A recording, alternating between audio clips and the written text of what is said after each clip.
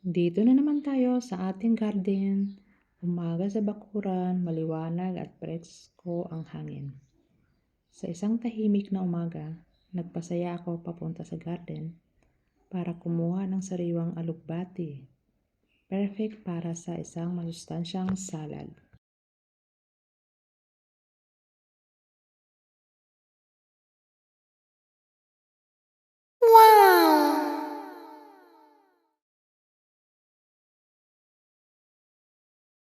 So ayan, nililinisan ko meron akong tanim na tanglad. Yung tanglad, yung pag may tula ka o diyan ka na lang kukuha, malapit lang. Ang sarap talaga ng pag may sariling tanim, sariwa, libre at siguradong malinis. So, tatanggalin mo natin yung mga damo-damo yan kasi mahaba na yung damo at galing lang sa baha. Mabuti at nabuhay pa. What?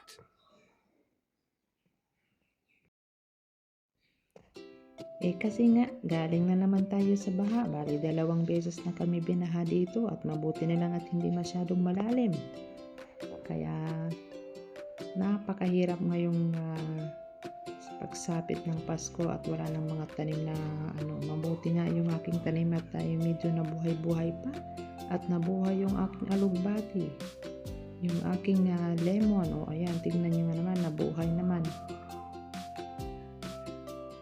Tingnan nyo, may bunga yan pero maliliit pa.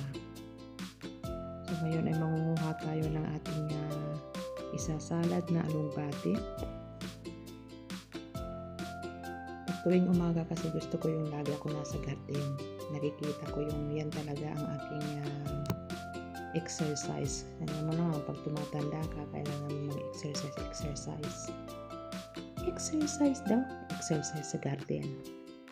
Yan ang kaligayahan ko tuwing umaga. Kaligayahan? Parang wrong grammar yun, ang kaligayahan. So, ayan yung ating alugbati. Kukuha tayo ng alugbati natin.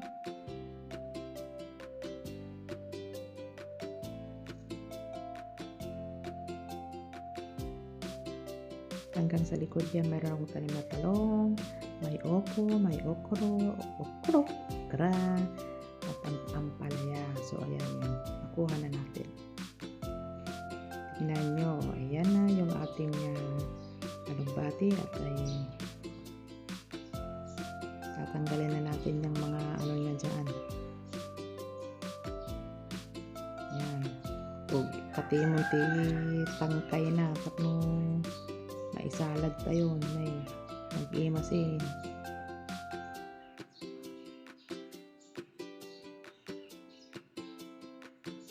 So ayan, hugasan na natin yung ating alugbati.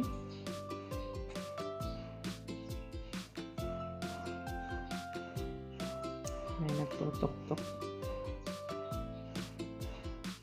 Pakulo tayo ng tubig at ayan, natin. So sayang yung nahulog. Kuha tayo ng ating kalamansi. Ayan yung aking tanim dyan sa bakuran namin. Yan ay kaunti pa lang ang bunga niya, namumulaklak. Ayan na, lalagyan na natin ng kamatis ang ating salad. Ay nako, tugtog-tug laway ko ita na agkwan. Nag-iima sa inyo, nabisbisin na ako.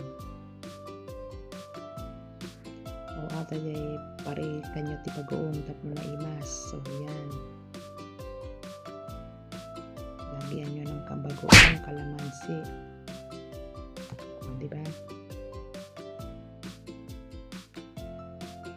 Ayan, kain na ho tayo. Yan na yung ating alugbati at mayroon akong paris na maliliit na isda. Ayan, tignan nyo nga naman, kawawa yung isda. Pero yan ang paborito ko, yung mga maliliit na isda. Yung aking kanin ay leftover lang yan. Samahin nyo akong kumain. Napakasarap ng alugbati na yan. Magkakamay ako kasi mas feel kong magkamay pag kumakain ako. Probinsyang-probinsya nga naman.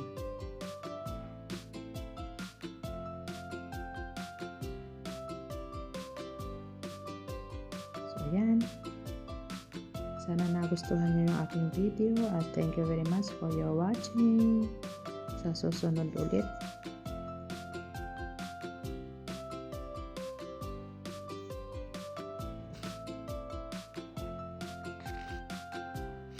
Kayo ay subukan yung magtanim ng alugbati at ay para libre sa ano nyo, sa inyong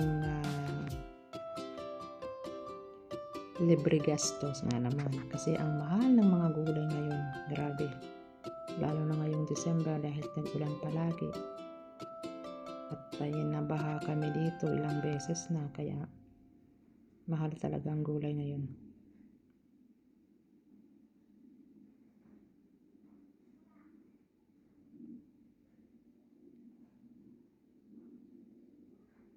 Sarap-sarap kumain ako.